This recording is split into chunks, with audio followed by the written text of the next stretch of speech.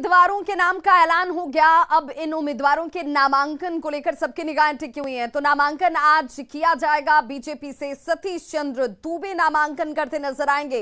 दोपहर बाद नामांकन करने की बात सामने आती हुई बीजेपी से शंभू शरण पटेल, चूंकि बीजेपी के पास 2 सीटें जिसमें शंभू शरण पटेल का नाम, जेटीयू से खीरू महतो का नामांकन होगा, उनकी तरफ से यह नॉमिनेशन किया जाएगा। जेटीयू से खीरू महतो नामांकन करते हुए आपको दिखेंगे। और बीजेपी ने बिहार में अपने सांसद के तौर पर सतीश चंद्र दुबे को दोबारा मौका दिया है। वहीं दूसरे उम्मीदवार की बात करें तो शंभू शरण पटेल बीजेपी कार्यकर्ता के रूप में पिछले कई सालों से पार्टी के लिए लगातार काम कर रहे हैं।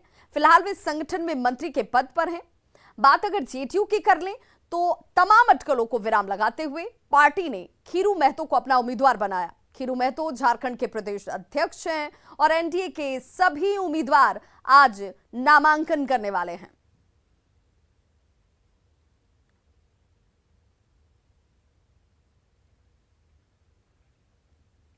तो बीजेपी की प्रदेश कार्यकारिणी की 2 दिवसीय बैठक को लेकर कटिहार में तैयारियां जोरों पर हैं, जिसमें बीजेपी के तमाम मंत्री, विधायक, पूर्व विधायक, जिला अध्यक्ष और प्रदेश कार्य समिति के सदस्य समेत 624 प्रतिनिधि हिस्सा लेंगे।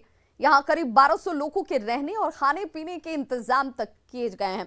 अगर कार्यस्थल की बात की जाए तो यहां पर कार्यक्रम स्थल नगर भवन को पूरी तरह से सजाया और संवारा गया है। 31 मई और 1 जून को होने वाली बैठक को लेकर तैयारी क्या है, क्या विशेष इंतजाम किए गए हैं, इन्हीं व्यवस्थाओं को जानने के लिए हमारे संवाददाता सुब्रत गुहा इस जगह पर पहुंचे। इनकी रिपोर्ट देखिए।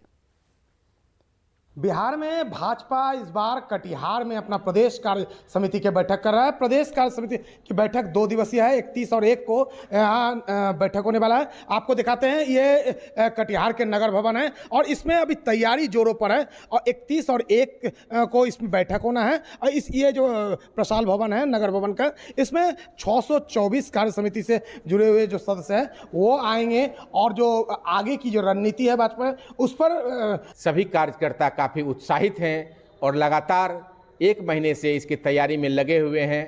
पूरे शहर को भाजपा के झंडा और होर्डिंग से सजा दिया गया है और कार्यक्रम स्थल पर जहां बैठक होनी है टाउन हॉल के अंदर, वहां पर 624 प्रतिनिधि जो प्रदेश कार्य समिति के सदस्य हैं उनका रहना होगा।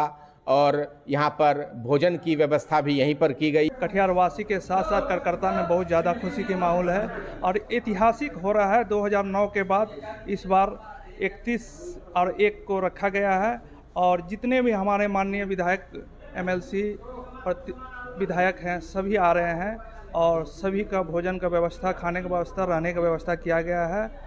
बहुत खुशी की माहौल है। देश में भाजपा में होगा है और बिहार में भी भाजपा में हो। भाजपा में इस क्षेत्र में काफ़ी उत्साह पहले से रहा है और एक बार फिर 13 साल बाद कार्य समिति की बैठक के माध्यम से भाजपा अपने जनाधार को और मजबूत करने में जुटी हुई है। सुब्रत, न्यूज़ 18 कटिहार। और अगली खबर हाजीपुर से, जहां पर चंदा मांगने को लेकर विवाद इतना बढ़ा कि गोली चलने लगती है। जी हां, दरअसल तंगौल में 6 जून को यज्ञ होने वाला है और इसी को लेकर गांव वाले घूम घूम कर चंदा इकट्ठा कर रहे थे। जरा तस्वीरें देखिए। ये चंदा मांगने के लिए भीड़ जो है वो गांव-गांव में एक-एक घर तक पहुंच रही थी। चंदा मांगा जा रहा था, लेकिन इसी दौरान चंदा मांगने के दौरान एक व्यक्ति कामेश्वर चौधरी के घर ये जब लोग पहुंचे तो चंदा देने से इन लोगों ने इनकार कर दिया, जिसके बाद विवाद बढ़ जाता है। घर वालों ने इस दौरान तलवार, पिस्टल निकाल ली, जिससे ग्रामीण उग्र हो गए और पथराव शुरू कर दिया गया।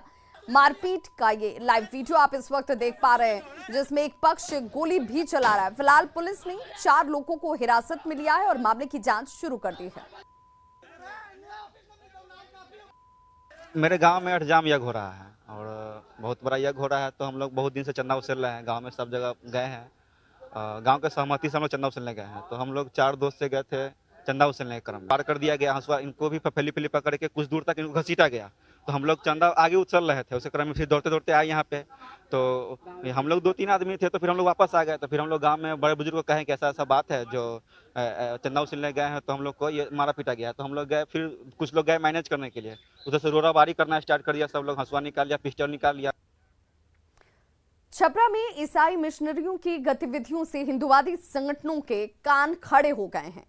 अभी सदर प्रखंड के जटुआ गांव में चर्च निर्माण का मामला थमा भी नहीं कि तब तक सदर प्रखंड के मगाईडीह में ईसाई मिशनरी की ओर से एक और चर्च का निर्माण और इसका मामला सामने आ जाता है, जिसका स्थानीय लोगों ने विरोध करना शुरू कर दिया है। विश्व हिंदू परिषद और बजरंग दल के कार्यकर्ताओं ने वहां पर पहुंचकर चर्च के बोर्ड को क्षतिग्रस्त कर दिया और स्थानीय लोगों का कहना है कि पहले यहां धर्मशाला या कम्युनिटी हॉल के निर्माण की बात की गई थी, लेकिन अब यहां पर चर्च का निर्माण कर दिया गया, जिसका गांव वाले विरोध कर रहे हैं। एक के बाद एक कई इलाकों से चर्च निर्माण की खबरें आने के बाद लोगों का यह गुस्सा और बढ़ गया है।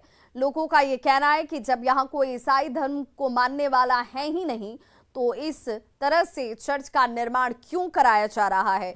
लोगों ने ईसाई मिशनरियों पर पैसे देकर धर्मांतरण का भी आरोप लगाया।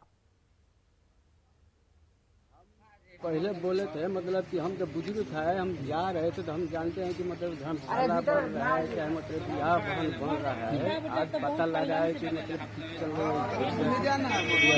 धर्म पर पैसा बांटबार पर यही मालूम नहीं है। आज जाने है कि मतलब पैसा दिया है और बना रहा है। आज आपको मालूम चला कि हाँ यहाँ पैसा बांटा गया है और यहाँ ये चर्च बनाया जा रहा था। आज से पहले आपको मालूम था कि यहाँ घर बना रहा है।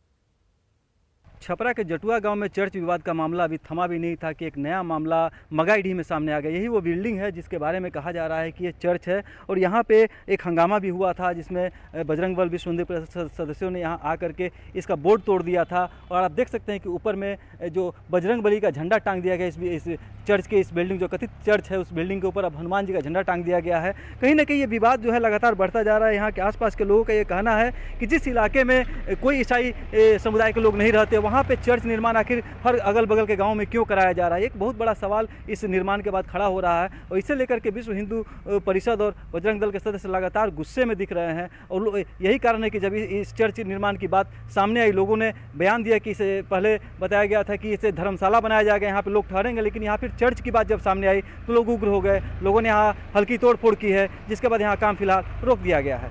संतोष गुप्ता, न्यूज़ 18 छपरा।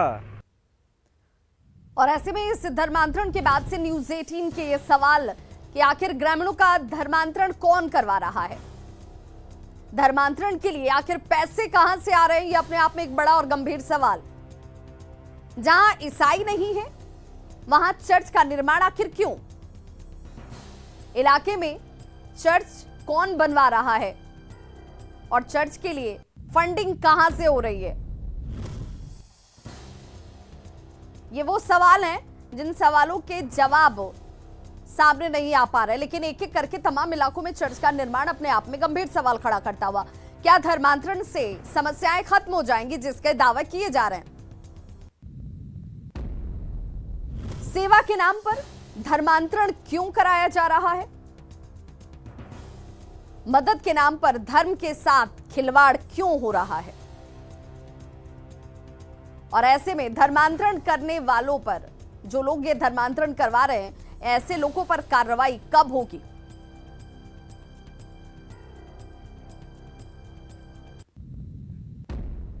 और अब इस खबर के मायने को भी जरा समझ लीजिए। देखिए, सेवा के नाम पर अस्पताल बनाए जाते हैं, ये स्वाभाविक है, ये होना चाहिए और अब तक ये होता रहा है। तो सेवा के नाम पर अस्पताल बनाए जाते हैं, सेवा के नाम पर स्कूल बनवाए जाते हैं जिससे सबका फायदा हो, मदद के नाम पर पैसे बांटे जाते हैं, सेवा और मदद की आड़ में चर्च बनती चली जाती है, सेवा के बदले लोगों पर दबाव बनाया जाता है, लोगों पर धर्मांतरण के लिए दबाव डाला जाता है, स्कूल और अस्पताल खोलने के लिए फंडिंग की जाती है और बड़े पैमाने पर विदेशों से पैसे पहुंचते हैं। विदेशी पैसों से धर्मांतरण की योजना बनती है और उसी को धरातल पर उतार दिया जाता है। धर्मांतरित लोगों से भी पैसे लिए जाते हैं, हर महीने कमाई से पैसे जमा किए जाते हैं और इसी पैसे के लिए संख्या बढ़ाने पर जोर रहता है। और बड़ी खबर इस वक्त नालंदा से आ रही है, जहां पर रवी के पुनः में फिर से गोलीबारी की गई है। जी हां, 12 घंटे के अंदर दोबारा गोलीबारी की घटना, रवी के पुनः में गोलीबारी की यह घटना 12 घंटे के अंदर एक बार फिर से की गई है। तस्वीरें आपके टीवी स्क्रीन पर हैं, जहां पर एक शख्स की मौत हो गई है जबकि एक शख्स गंभीर रूप से घायल बताया जा रहा है। रविवार की देर शाम मधुसूदन चौधरी की गोली मारकर उन्हें घायल कर दिया गया था, जिसके बाद बेहतर इलाज के लिए उन्हें पटना रेफर किया गया। इस घटना के कुछ ही घंटे होते हैं और कुछ ही घंटे के बाद गोली मारने वाले व्यक्ति का शव सोनसा हंगा से बरामद किया गया।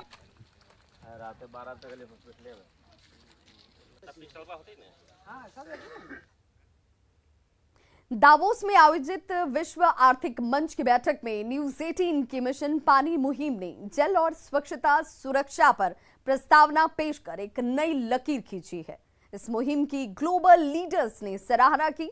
आइए सुनते हैं क्या कुछ कहा उन्होंने।